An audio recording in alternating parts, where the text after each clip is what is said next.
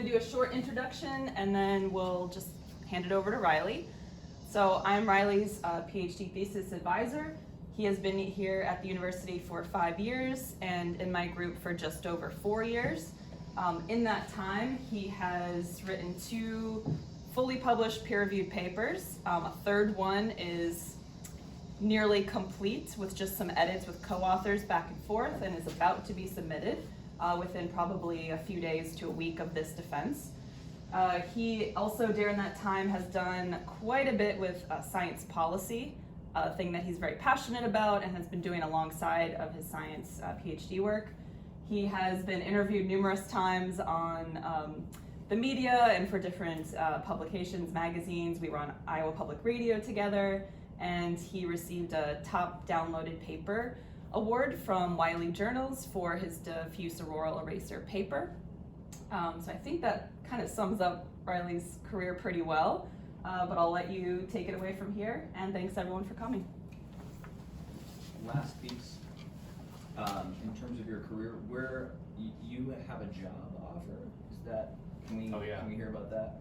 I guess I can start just with that. So yes, I have accepted a position at the Space Dynamics Laboratory, which is sort of, I call it like a nonprofit scientific contractor for the Air Force down in Albuquerque. So I'll be moving down there at the beginning of August to start working on upper atmospheric research and actually stuff that's fairly relevant to some of the stuff we'll go over today. Cool, thank you. Yeah. So we'll start, thanks for all coming on this early morning. Getting out of bed and coming here. I'm really honored to be able to tell you about the work I've been doing over the past 4.5 years here at the University of Iowa, looking at this specific type of aurora that we call diffuse-like and dynamic aurora. But before we begin, I do want to extend a huge thanks to my advisor, Allison Janes. I know the last 5 years haven't been necessarily the easiest, being one of the first grad students in the group and going through COVID. There was this rocket launch that got delayed several years. But throughout it all, she was always there, very supportive, helping me support me.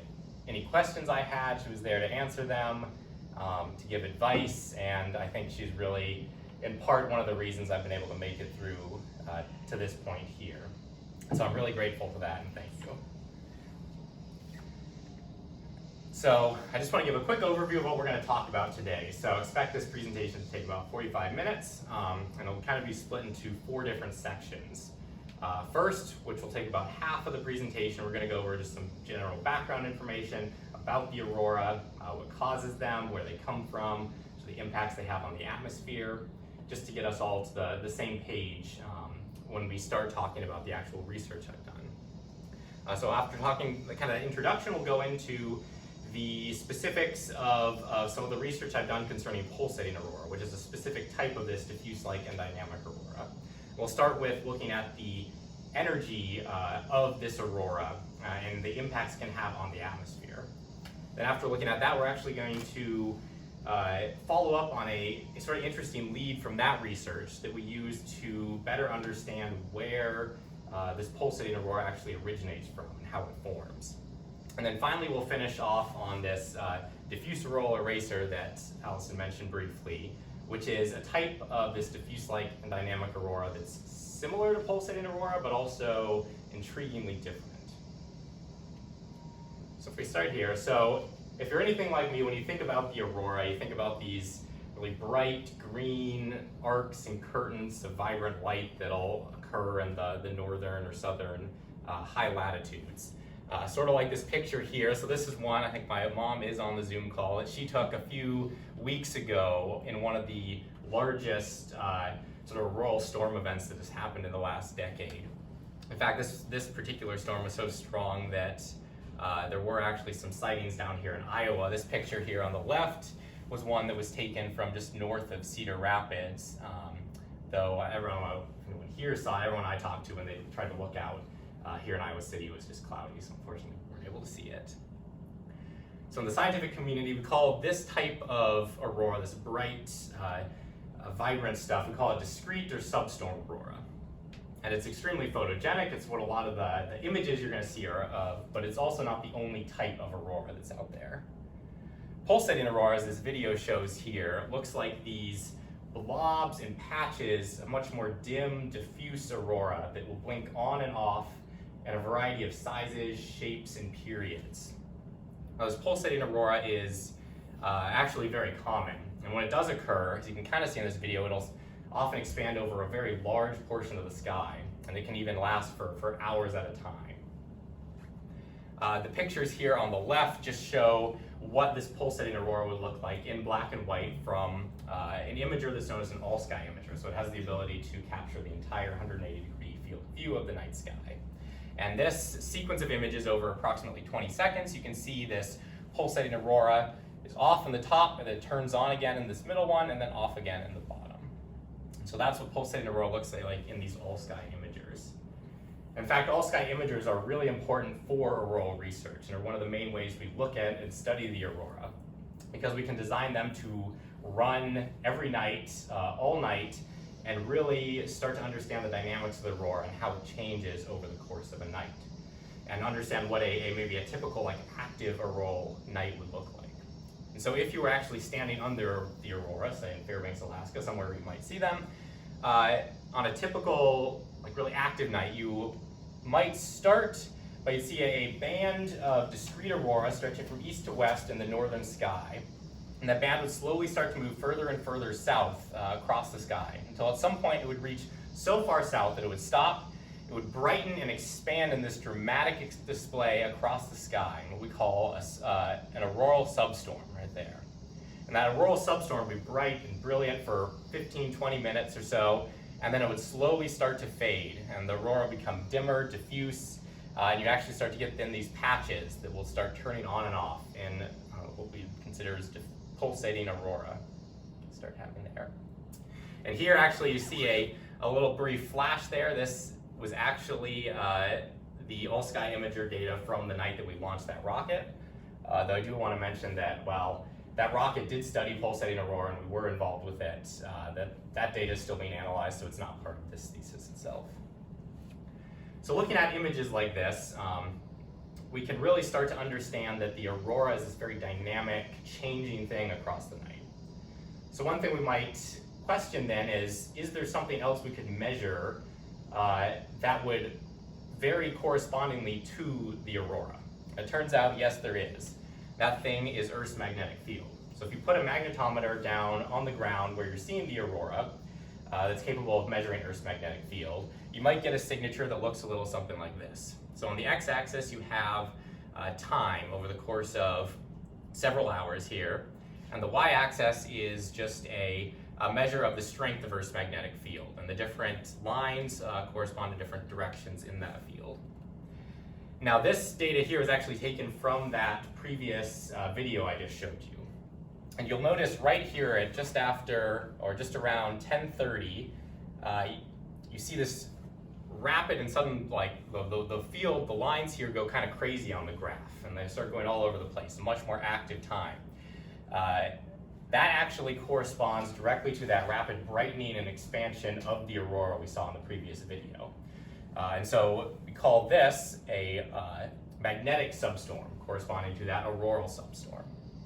And this idea of a substorm is central to the dynamics of the aurora, and something that will pop up throughout this presentation, because it's also very important to pulsating aurora.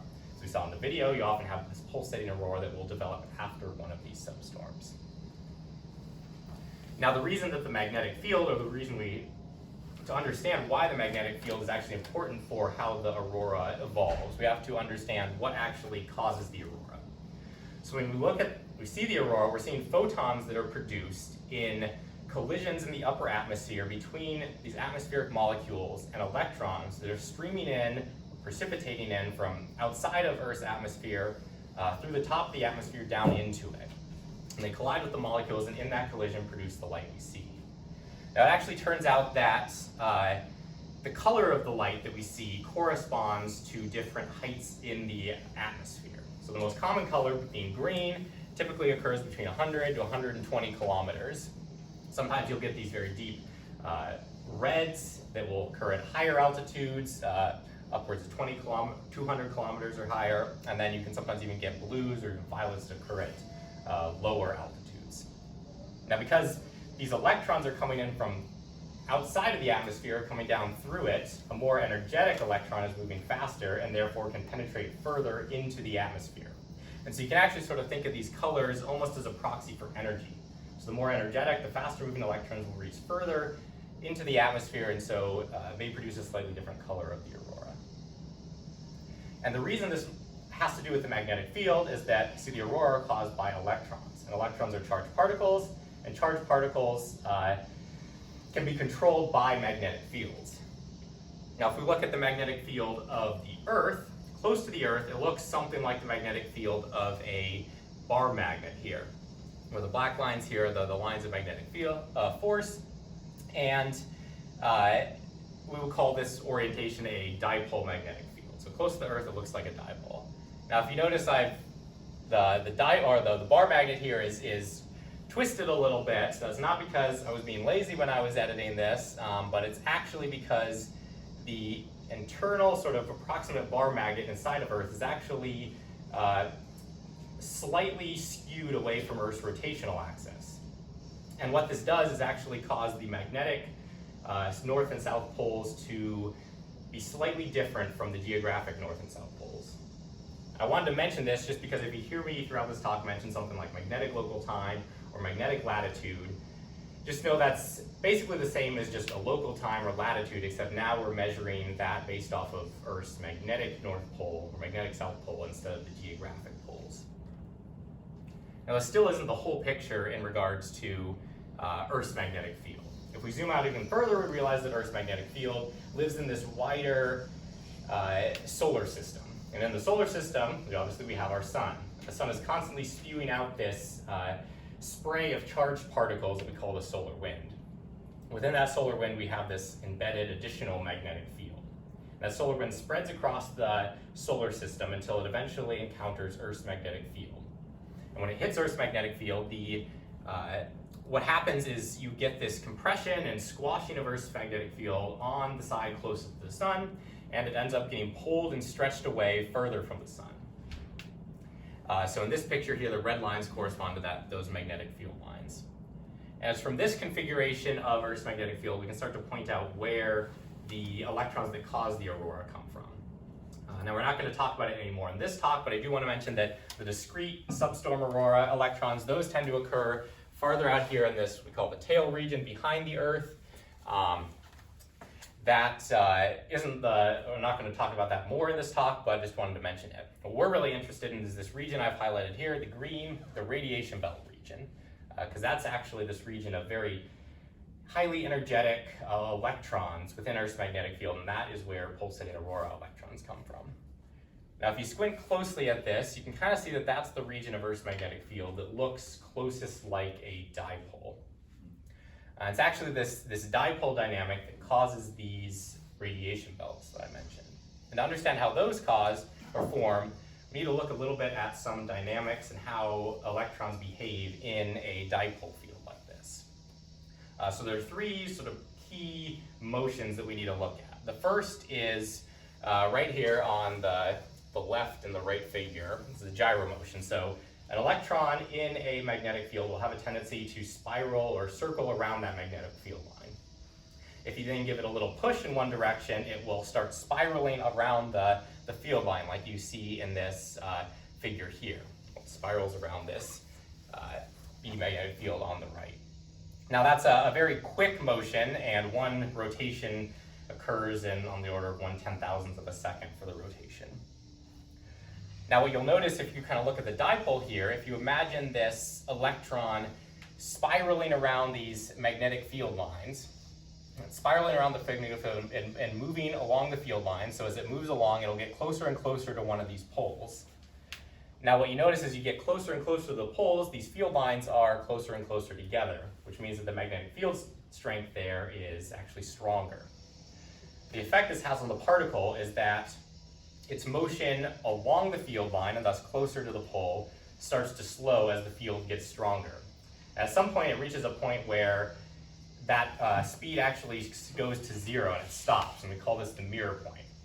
So we'll spiral along here, get to this mirror point, stop, and then it will actually start moving in the opposite direction. It will continue along the field line, again spiraling until it reaches a similar mirror point at the opposite pole. And this is sort of, if you spread it out, you can kind of see this motion here. And what that'll actually cause the particle to do is bounce in between these two mirror points at the north and south pole, and bounce back and forth, basically in this what we call a magnetic trap. Now the final motion, and I guess I should say that bouncing basically between one pole back to that same pole takes about a second or so. So again, a pretty quick time scale. Now, the final motion here comes just due to the gradient you have in this magnetic field getting weaker as you go away, as well as the curve in the field.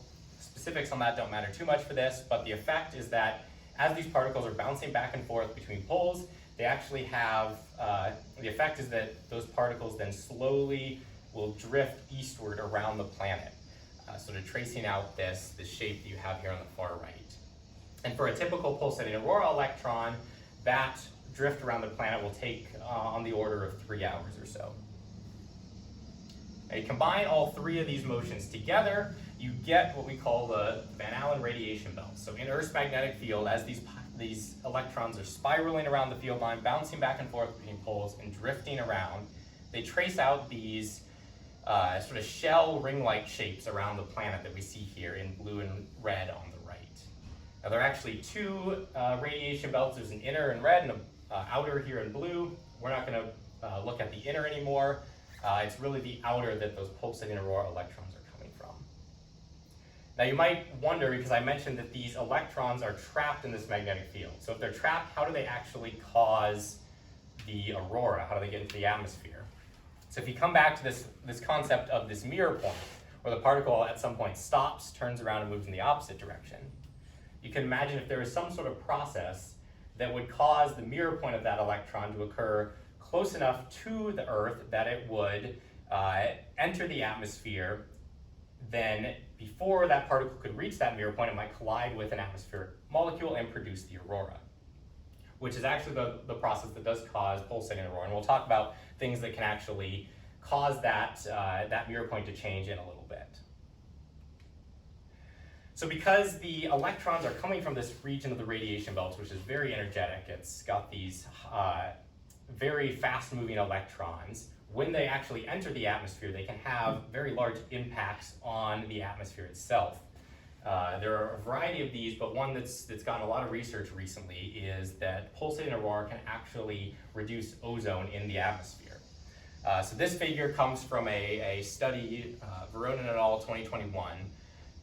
And so the process that actually reduces ozone is that during these collisions with these pulsating aurora electrons in the atmosphere, you get these Knox and Hawks particles that are produced. And this just shows in this particular instance this increase in these particles.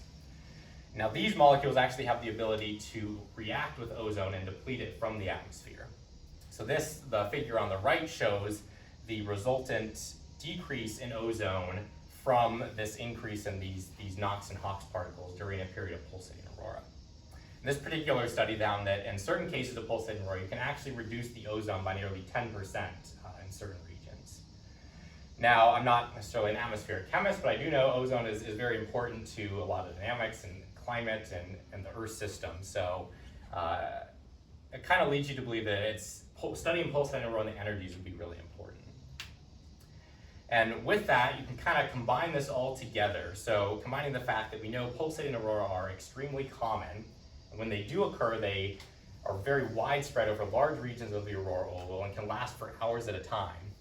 And combine that with the fact that these electrons are very energetic, sometimes almost an order of magnitude larger than your typical discrete or substorm aurora, and they can cause this ozone, you begin to build up this picture that we should really understand the energy of pulsating aurora at a very fundamental level and know how it varies on a statistical sense. Now, unfortunately, there are studies concerning the energy of pulsating aurora are fairly few and far between, and those looking at the statistics of that energy are even more rare. So now we can start to move to my research, because what we decided to do is try and fill this knowledge gap by conducting a statistical study of pulsating aurora energies using this device here, which is called the Poker Flat Incoherent Scatter Radar, which is this giant radio transmitter and emitter and receiver that's up near Fairbanks, Alaska. What this radar does is it fires pulses of radio waves into the atmosphere. Those radio waves then scatter off of electrons in that atmosphere, and from that backscattered signal, it can remotely sense a variety of parameters about the atmosphere. The one we're really interested in is the density of electrons in the atmosphere, because we know these incoming electrons are responsible for the aurora, so the density of electrons in the atmosphere is very important to and fundamentally connected to the aurora. This figure on the right is an example of some data that comes from this instrument. So on the x-axis, you have time over a couple hours, and the y-axis, you have altitude in kilometers, so looking at the upper atmosphere. This radar basically looking straight up. And just to orient yourself, you see you have 100 kilometers here, which that's sort of the region that your typical aurora occurs around. And the color in this plot corresponds to that density of electrons in this region. Now when you look at this plot, the first thing, and the thing that really stands out is this line that I've marked in dashed red, which is, you can see right at that line, you get the shifting of that electron density to lower altitudes. Now you're getting fairly significant density down here at 80, 75 kilometers. And if you remember back to what I said about pulsating aurora being caused by these more energetic, faster moving electrons, and that those faster moving electrons can penetrate further into the atmosphere, it shouldn't be too much of a surprise to hear that that red line corresponds to the start of pulsating aurora as we measured with cameras or saw with cameras on the ground. Now we can actually take this electron density data and actually fairly accurately extract and model what the incoming energy of those particles that would cause this signature in the instrument to be. Now the process for doing this is Riley, can I interrupt? Yeah. So can you go back for a second? Absolutely. What is the blue line there? Oh yeah, so this was taken from a figure. So yeah, the blue line just actually represents where these images were taken in this sequence of pulsating aurora. Oh, I'm sorry, I meant the solid blue line going across. Oh yes, yeah. So this solid blue line is essentially just a trace of what we would consider the lower boundary of this electron density. It represents anything greater than 10 to the 10th, a density of 10 to the 10th. And this figure, yeah. Thank you. Yeah, it's just sort of a lower boundary, can help guide your eye in the plot. Okay, thank you. Yeah, so the process that we use to do this is fairly in-depth. I'm gonna skip over this for the sake of time in this talk, but if you're curious, definitely ask questions about this. And if you wanna know more, you can read my thesis as well. There's a very detailed section on that. But I do want to show this plot here because this is, for one particular instance in time, what our estimated energy flux was. So here in this plot on the y-axis, you have the number of particles or the number of electrons, and the x-axis is the energy. So it's a measure of the number of particles at each individual energy. I do want to touch on the energy units are in electron volts, which is just a common unit we use for measuring the energy of electrons. You don't need to know too much about it, but I do want to mention that kind of to get oriented, a typical energy range for discrete aurora would be between about 1,000 electron volts, so 1 keV, and maybe up to 10 keV, so kind of this region here. And pulsating aurora can actually be much more energetic.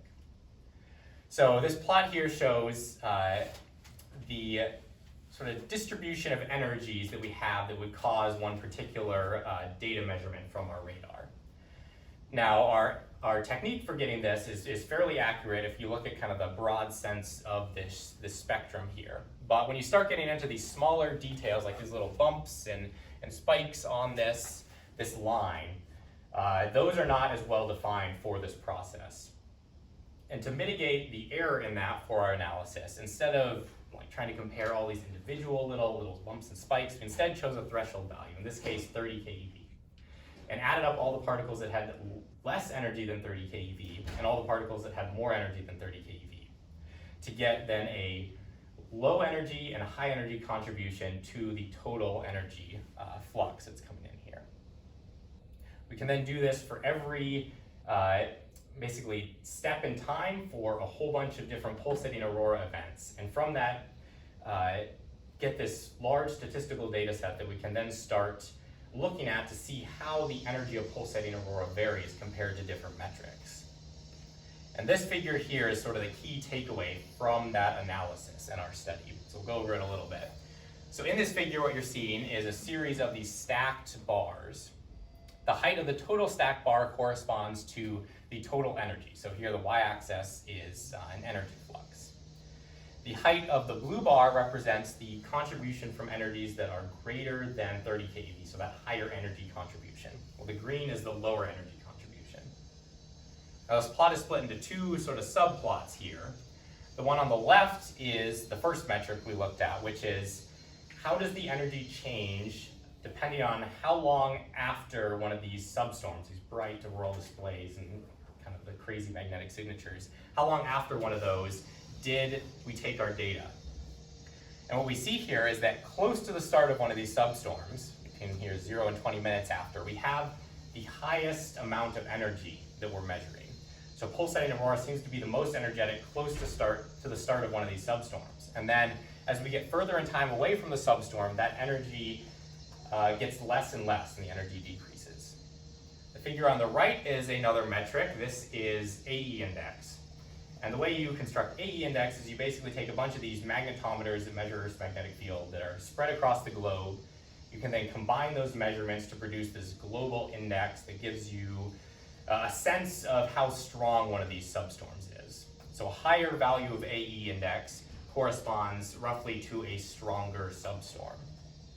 So here we can see on the far right that for these very strong, the strongest substorms, you again have the most energetic pulsating aurora, the most energy coming in.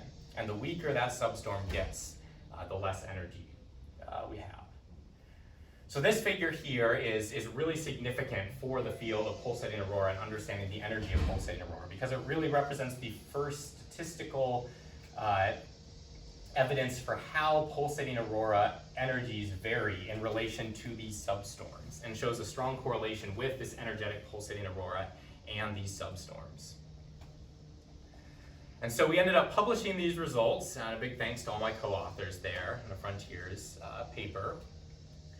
But there was still something we were sort of interested in that last figure, and something we wanted to follow up on.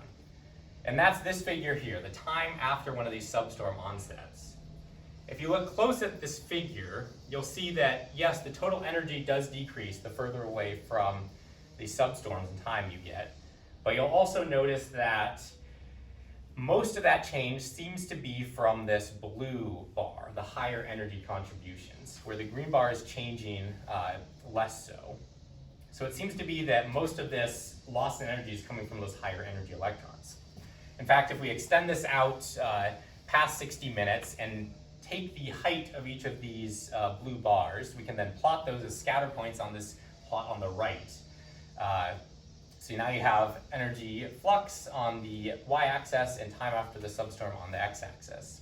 So we plot those scatter points, and from those scatter points we can then fit a best fit exponential decay to that. And from that best fit exponential, get a characteristic time scale to how these high energy pulsating aurora electrons are decaying after a substorm. And here we can see we get this time scale here of about 0.86 hours, so just under an hour. Now in physics, timescales can be really useful for tracking processes across different systems.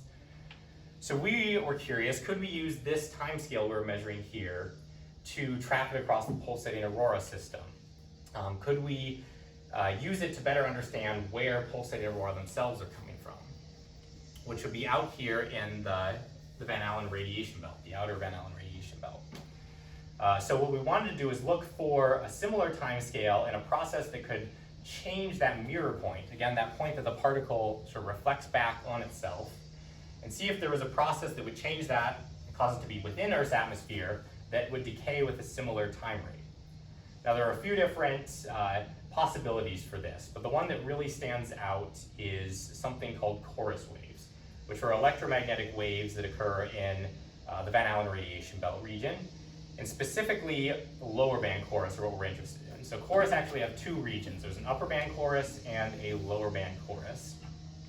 And specifically that lower band chorus, we know it resonates with the same energy of electrons that we see and measure at the ground corresponding to pulsating aurora. So it seems like this might be a good candidate for that.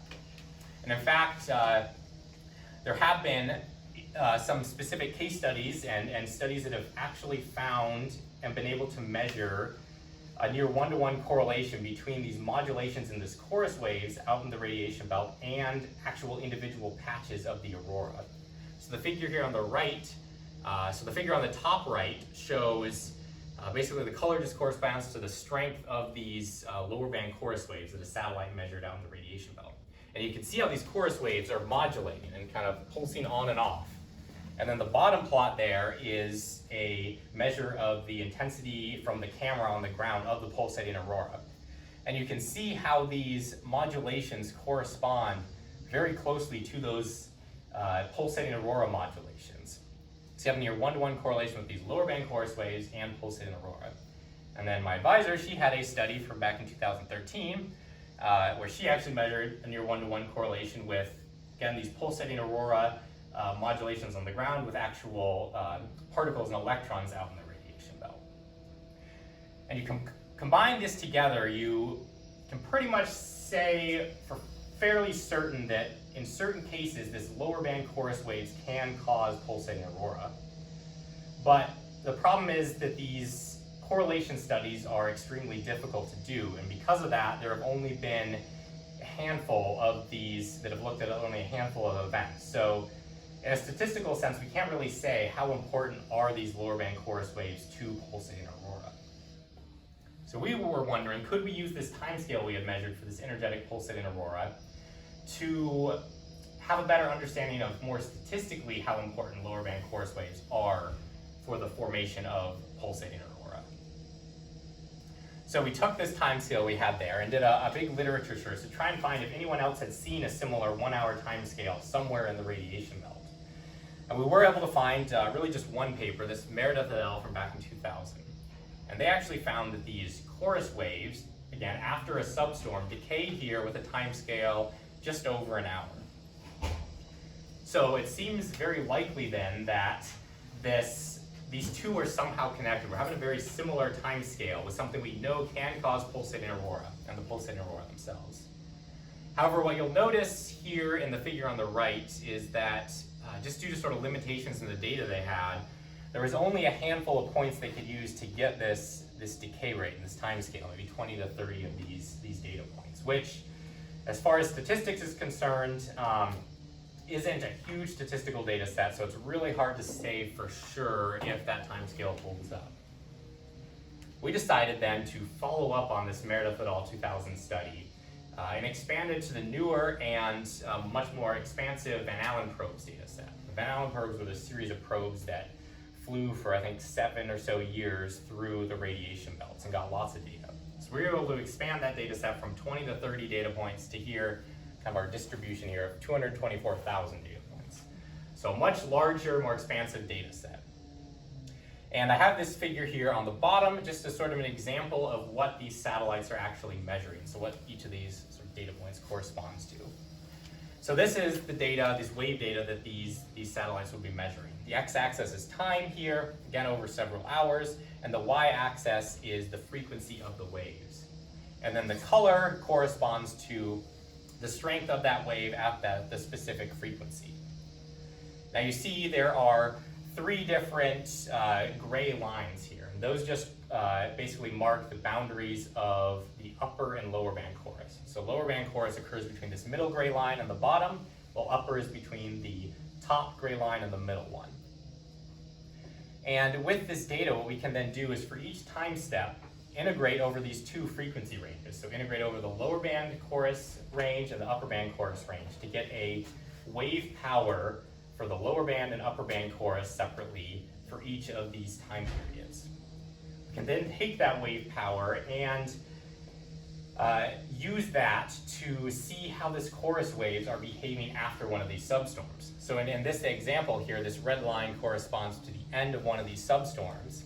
And you can actually see how it, just visually, you can kind of tell how this wave sort of decays away and becomes weaker in time away from that substorm.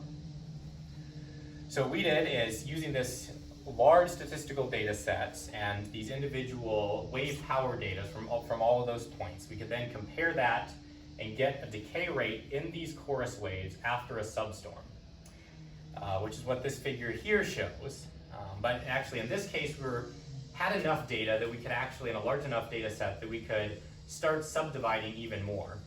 So in here we've actually subdivided by what time of day that the measurement was taken. So the x-axis here is magnetic local time. Again, basically the same as local time, just measured off of the magnetic North Pole. And so this is, out here, this is more morning, daytime. You have early morning here, and then nighttime. And the y-axis is actually the inverse of decay rate. And I do want to mention for my committee members, this is different from what is in my thesis. The last week or so, I was corresponding with some of the co-authors on this study, and we were changing some things based on that. So the y-axis is a inverse of decay rate. So in this case, a higher value is going to correspond to a faster decaying wave. And when you look at this figure, one thing that's really interesting is here at this 3 to 6 time period, you see that the decay rate is much faster. These points are higher at that specific region. And what's really interesting about that is that also happens to be the most common time for pulsating aurora. So we should definitely look at that in a little bit more detail, which is what this plot here shows. So now on the x-axis, we have this time basically after the end of one of these substorms, over 3 hours here. And the y-axis is a measure of the strength, the power of that wave, of the waves. And here we've subdivided again, now by that lower band and upper band chorus. So lower band chorus is blue, upper band chorus orange. The scatter points are actual measured values for the wave power. And then the lines are the best fit decays to those individual upper and lower band chorus. And in this plot, you can clearly see that there is a difference between lower and upper band chorus, with the lower band chorus decaying here at 3/4 of an hour time scale, where the upper band chorus is nearly double that. So lower band chorus, which again, the lower band chorus are the ones that are associated with pulsating aurora, they're decaying at a faster rate. So this gets really interesting and cool when you start to compare this time scale with what we were measuring from our previous study down on the ground for energetic pulsating aurora. So again, remember back to this figure we had on the right. We measured a time scale of 0.86 hours for this energetic pulsating aurora on the ground. Now, if you can compare that to the time scale of lower band chorus, which we, again, in certain cases know can cause pulsating aurora, we see this very close sort of similarity between these time scales, where the lower band chorus is 0.75 hours, the pulsating aurora here, 0.86 hours. Now, the similarity in time scale is really strong evidence to show that these lower band chorus waves are important to the formation of this energetic pulsating aurora in more of a statistical sense instead of just in individual case studies.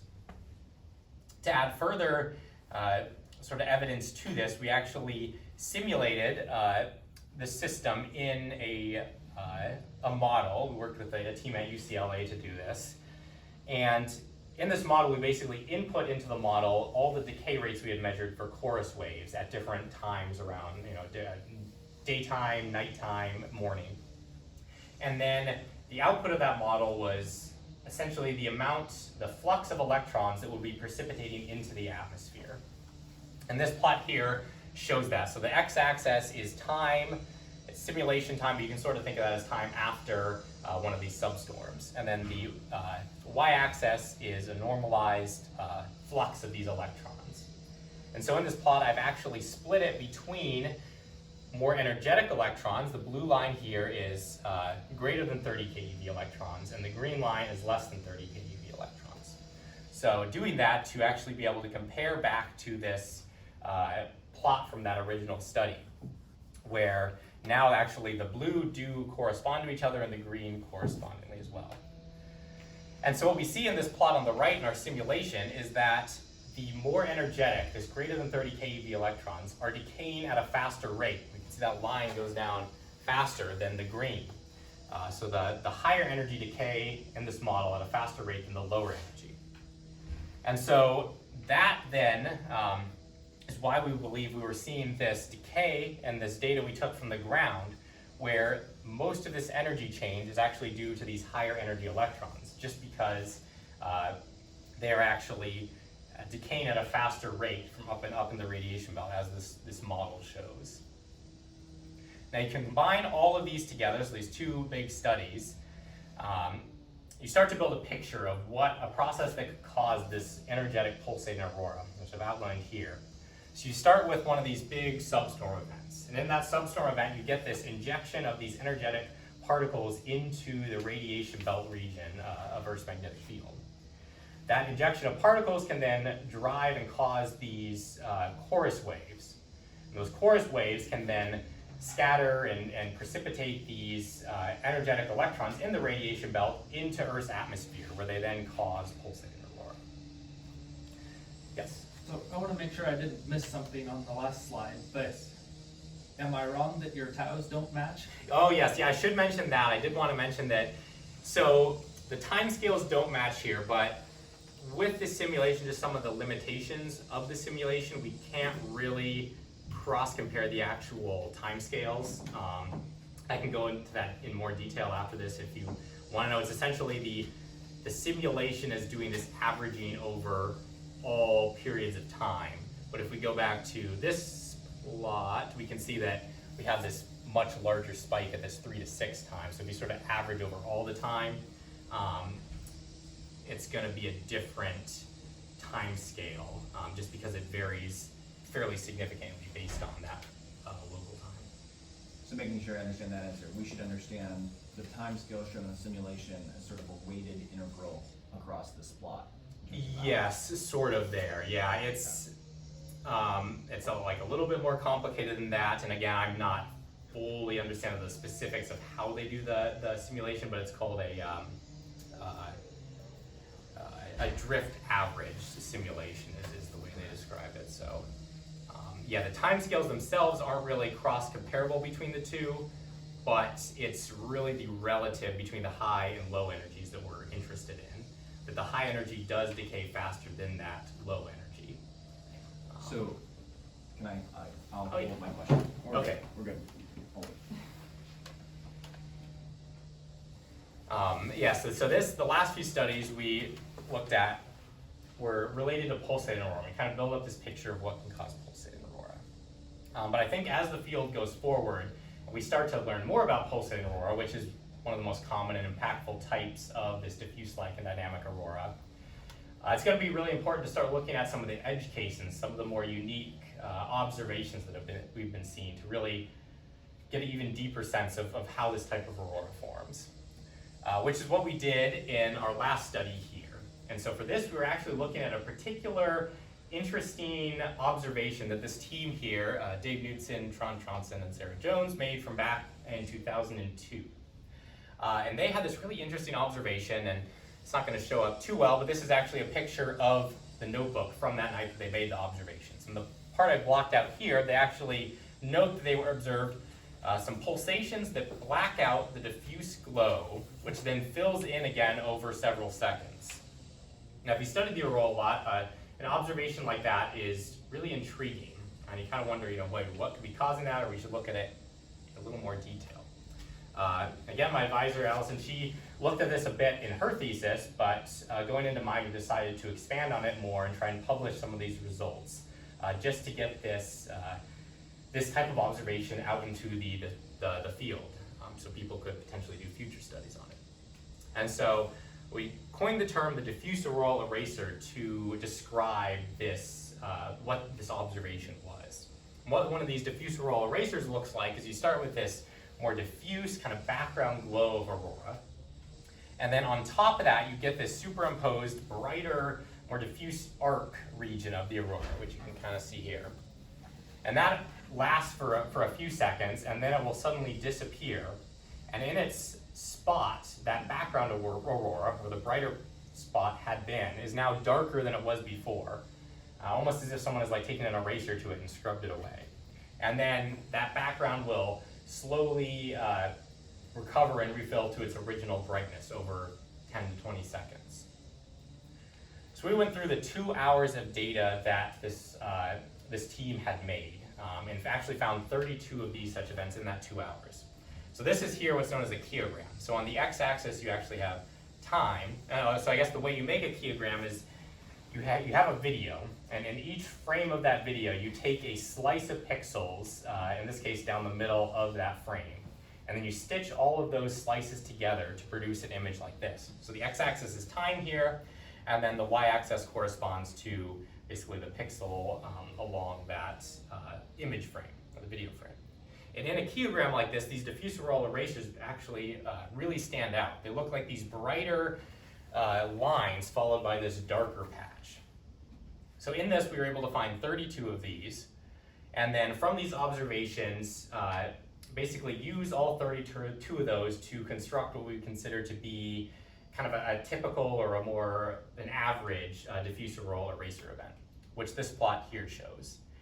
So now again, time you have on the x-axis, and y is just a normalized pixel value, so how bright the pixel was over this event. And you can see here that these eraser events start as this sort of background diffuse glow. You then get this brighter increase in that brightness, and then it suddenly drops off and becomes much more dim, and then slowly refills again over a course of 10 to 20 seconds. So we were able to produce these observations, and we ended up publishing this result in this paper here, again thanks to the co-authors of that, to really get the word out about this observation. Now unfortunately, because this was taken back in 2002, there wasn't a whole lot of other data we could use to try and piece together what exactly could be causing this type of auroral phenomenon, but it does seem to be like it's some sort of process where you have these multiple types of this diffuse and diffuse-like aurora, which are interacting with each other. You have that background more just homogeneous diffuse aurora, and you have this brighter arc that goes on top of it, and somehow those two are interacting together. So it's our hope that by publishing this, it'll inspire future studies that will be able to find more of these cases and use those to better understand how this diffuse-like and dynamic aurora can occur. So with that, I'll just sort of start concluding here. So throughout this presentation, we've seen that there are multiple types of this diffuse-like and dynamic aurora. So really interesting type of aurora that's definitely worth studying in more detail. We've seen that this type of aurora can be caused by these waves in Earth's magnetic field that can cause these particles to scatter and precipitate into the atmosphere. And for the case of pulsating aurora, we've seen that specifically lower band chorus waves in the radiation belt can cause that precipitation. And then for the case of pulsating aurora, we've seen that those electrons are extremely energetic and correspond with these substorms. And that those energetic electrons, when they hit the atmosphere, can have these very large impacts, such as the reduction of ozone, that can have significant, that can be significant to things like climate and space weather and a variety of other things.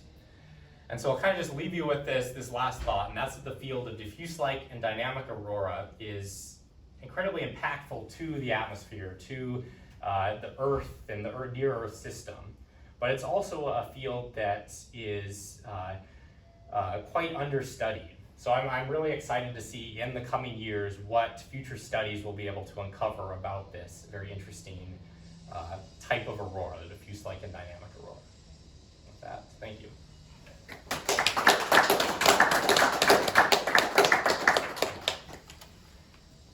Okay, let's do some public questions before we kick everyone out. I have a couple questions. First of all, with the eraser events, how did you say you identified 32 of them? How did you identify the events? Did you do it by eye, or did you have an algorithm?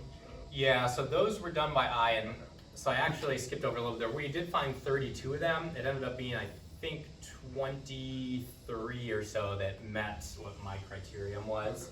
So this was just identified by eye in the videos themselves. And then my other question, unrelated, is in your first study you talked about where you split up the electrons into like lower and higher energy at 30 keV. I guess first, like, how did you decide on 30 keV, and then did you test it on like the sensitivity of that threshold? Yeah, so let's see, is this plot here? Yeah, so this these kind of thresholds here, so the 30 keV shows that it seems to often be, and depends a little bit on which paper you read, it's somewhere between often like 30 to 50 keV is that cutoff point. Just previous studies will look at less than and greater than that, so sort of used it just to follow along with being comparable to previous studies. But yes, we did test the sensitivity of that threshold, so we looked at as well 50 keV, even up to 100 keV, and you correspondingly see a lower percentage of the, like at 100 keV, you're gonna have much lower percentage of the total energy from that, but you do still get this similar decrease and similar time scale at those higher energies at 50 and 100 keV. Yeah. So I think it was on slide 29, your plot with the electron heat flux that's decaying, or electron flux. That one. Yeah, I was just curious, so it departs from like that exponential fit line. Is there like a physical explanation for that? Yeah, so this, I actually didn't mention it, but this is the best fit exponential to the first 30 minutes of the decay. And I should mention in these, when I'm actually fitting these to the first, I think it's hour, just over an hour on those decay rates. And it just has to do with, it seems like the dynamics in these systems, they don't, they'll decay for a bit along that exponential curve, but they actually tend to flatten out the further along you get, which we're not entirely sure what would cause that. There are a few possible reasons. It could just be that the total flux is kind of being depleted, and so you just can't, if you have less of it, it sort of dies off and ends up getting sort of asymptoting to a background level, but there are other possibilities in that, so. Yeah, Jody. Those diffuse laser events, do you only see them on that one day, or do they happen more frequently? Yeah, as far as we can tell, these specific events are the only time this has been reported. There are similar reports. So for instance, it's known that pulsating aurora sometimes can actually, in the off phase of pulsating aurora, you can get a similar effect to this. But what's interesting is those are a much faster time scale and occur at this very classic pulsating aurora, where these seem to be these individual events that just were like almost a single pulsation in a pulsating aurora. There's a couple cases where you can see it almost like repeats itself, but a lot of these are just single events. So as far as we know, this is the first real observation like this. We're the only one. I'm sure there's almost certainly, I'd be surprised if there wasn't somewhere out there an observation, but just no one's been able to find it or report on it. Yeah, but one thing that's been more popular these days is like amateur aurora chasers. And I'll say that this was the top downloaded paper I was mentioning earlier at the top of the talk, and so it might be something like the Steve phenomenon where we report on it once because we only have one real observation that we can find, and then amateur aurora chasers can come up with like a bunch of different events, we hope. Then we can use that to do different studies in the future. Yeah, and actually the camera they used to observe this was a fairly, I mentioned in scientific data, we often use these all-sky cameras. But this was a very specific, much more narrow field of view camera that would actually maybe correspond a little closer to like the amateur kind of photographers where they're getting a video of just a portion of the sky.